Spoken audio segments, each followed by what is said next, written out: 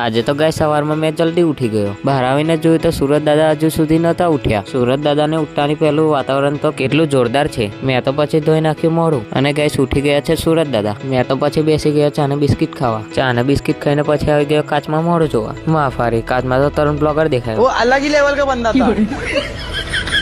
એટલી જ વારમાં તો લાલા કાકા આપણા ઘરે ફોર વ્હીલ લઈને આવી ગયા. લાલા કાકાને ઉતરતા ઉતરતા તો બીજી ફોર વ્હીલ પણ આવી ગઈ.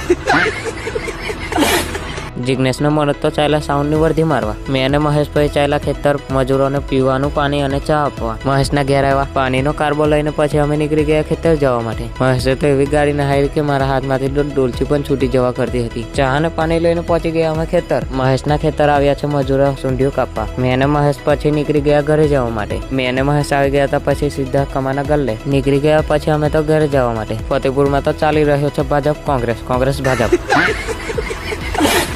આવી ગયો તો ઘરે ને જોવા મળી ગયો છે વૈભવ. મેં આવી ગયો જયેશની દુકાને વિમલો લેવા. વિમલો લઈને પછી મેં આવી ગયો તો ઘરે. વીજળી વિભાગ તરફથી આવી ગઈ છે આપણા ઘરે તો કંકોત્રી. લાગે છે કે ઓનલાઈન ચોનલો મોકલાવવો પડશે. મેં અને સંજય પછી નીકળી ગયા મહેશના ખેતર જવા માટે. મેં અને સંજય પહોંચી ગયા મહેશના ખેતર. અમે તો પછી ઉભા રહ્યા રોડેથી ઉભા કર્યું ઝૂમિંગ. મહેશના ખેતર તોડી રહ્યા છે ભીંડા. ગેસ તો ભીંડા વેચવા મારે ને સંજયને જવાનું છે સંખેડા. ભીંડા લઈને પછી મેં અને સંજય નીકળી ગયા સંખેડા જવા માટે. આપણા ફતેપુર ગામના સ્ટેશને તો જોવા મળી ગઈ થાર રોક્સ. વચમાં આ ઇકો વાળો કઈથી લાંબો થઈ ગયો. સંજયે તો પછી નહાયરો ઘોડો તબડક.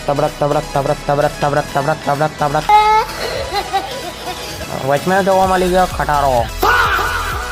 સંજયે તો પાછો ઘોડો નહાયો તબડક. वो अलग ही लेवल का बंदा था.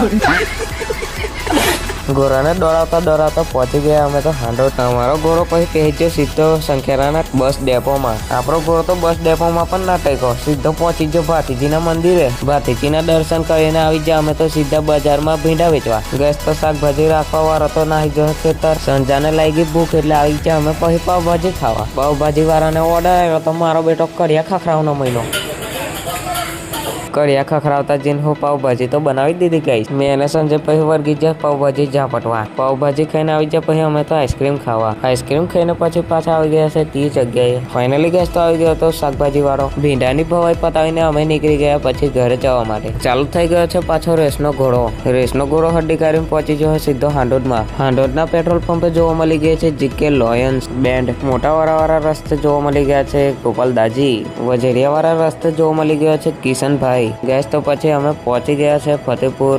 ઘરે આવીને પછી મેં તો ઊંઘી જ ગયો. પરવાઈ સાંજ અને મેં ઉઠી ગયો તો ફાઇનલી ગેસ તો આપણા ઘરે આવી ગઈ છે એક નવી ફ્રીજ.